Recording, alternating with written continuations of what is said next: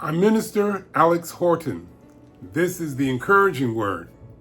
We're talking about Daniel today. Daniel was kidnapped from his home to Babylon. But there in Babylon, he got a job as a wise man. As a wise man, he was supposed to explain information to the king. King had a dream, asked all the wise men to come in, and I asked them to explain and to describe his dream. Of course, the wise men couldn't do it. And so he said, all the wise men will be killed unless they can tell me what I dreamed last night. What was in my head last night? What came in my mind? Because I need to know it. Daniel heard about it, and Daniel prayed. Daniel prayed that God would give him wisdom. Daniel had a group of people that prayed with him. That's amazing. God is able to answer the prayers of Daniel and explain to Daniel what the king dreamed.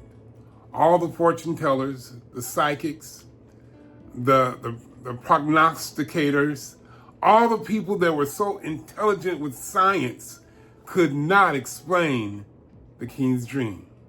But after prayer and fasting, the Bible tells us in Daniel chapter 2 that God revealed to Daniel this awesome dream of this metal image and the interpretation of the dream.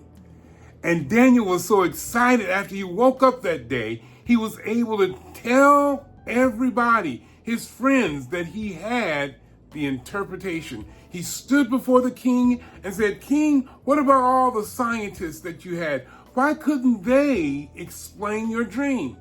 Daniel said, "There's a God in heaven that knows what you're dreaming about.